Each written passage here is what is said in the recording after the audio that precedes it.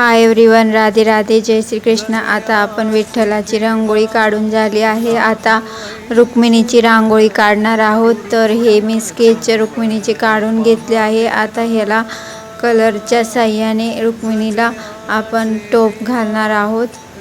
रांगोळीच्या साहाय्याने हा घातला टोप आणि हे टोपवरची डिझाईन विठ्ठलाचा व्हिडिओ मी पार्ट 1 मध्ये टाकला होता, तो तुम्ही बघा, नक्की बघा, पाहायला विसरू नका। आणि शॉर्ट व्हिडिओ सुद्धा टाकले आहेत, तेही पहा।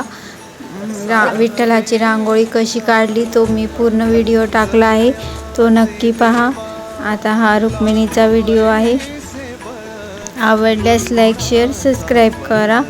आषाढी एकादशीच्या दिवशी लाखो संख्येने वारकरी भक्त पंढरपूरमध्ये विठ्ठलाच्या दर्शनासाठी दाखल होतात। आषाढ महिन्यात शुक्ल पक्षात येणाऱ्या एकादशीला देवशयनी एकादशी असे म्हणतात। आध्यात्मिक व धार्मिक दृष्टिकोनातून या दिवसाला खूप महत्त्व आहे। या दिवशी देव निद्रिस्त होता अशी समजूत आहे। या दिवशी उपवास करून भगवान विष्णूची उपासना केल्यास सर्व पापाचे निवारण होते आणि मोक्षाची प्राप्ती होते असे मानले जाते। या तिथीला पद्य एकादशी असेही म्हटले जाते। भक्त या दिवशी निर्जळी उपवास करतात आणि संध्याकाळी विष्णूची कथा ऐकून व्रत समाप्त करतात। एकादशीचा उपवास मुख्य उद्देश मनावर आणि शारीरिक इंद्रियावर नियंत्रण मिळवणे हा आहे। नियंत्रणाद्वारे त्याला आध्यात्मिक प्रगतीकडे वळवणे असे आहे। या व्यतिरिक्त व्रतसंबंधित आणि आरोग्यदायी फायदे आहेत। एकादशीच्या दिवशी सूर्योदयापासून दुसऱ्या दिवशी सूर्यास्तापर्यंत हा वज्र कालावधी मानला जातो। आषाढी एकादशी किंवा देवशयनी एकादशी हिंदू कॅलेंडरच्या आषाढ महिन्यात पाळली जाते।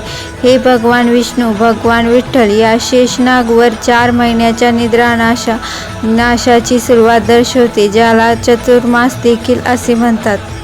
एकादशी हा हिंदू धर्मातील पवित्र दिवस आहे, जो चंद्रचक्राच्या 11व्या दिवशी साजरा केला जातो। हा उपवास आणि आध्यात्मिक पाळण्याचा दिवस आहे आणि हा दिवस अतिशय शुभ मानला जातो। भगवद्गीतेमध्ये कृष्ण एकादशीचे महत्त्व सांगतात। ते म्हणतात, एकादशी पालन केल्याने आणि मन शुद्ध होते आणि आध्यात्मिक उन्नती साधता येते।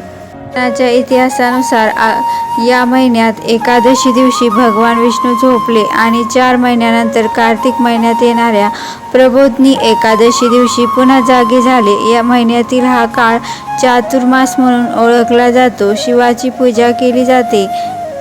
एकादशीला हे व्रत पाहणाऱ्यांनी रात्रभर जागे राहून भगवान विष्णूची स्तुती करताना धार्मिक भजन किंवा गीते गायला पाहिजे। विष्णू सहस्त्रनाम सारखा धार्मिक ग्रंथाचे पठण करणे हे देखील खूप शुभ मानले जाते।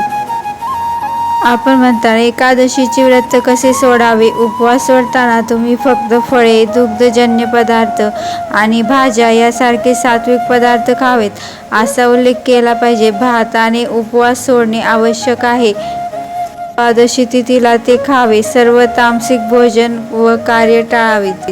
तर आपली ही रुक्मिणीची रांगोळी पूर्ण होत आली आहे। जोडवे घालून घेऊ। आता तुळशीपत्र अर्पण करू।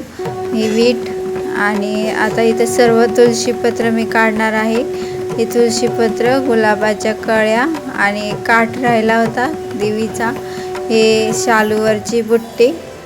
आता ही रुक्मिणी आणि विठ्ठल बघा किती सुंदर दिसत आहे, मनोहर रूप। आपल्याला आवडल्यास लाईक, शेअर, सबस्क्राईब करा। विठ्ठल रुक्मिणी हसत आहेत, तर आवडल्यास लाईक, शेअर, सबस्क्राईब करा।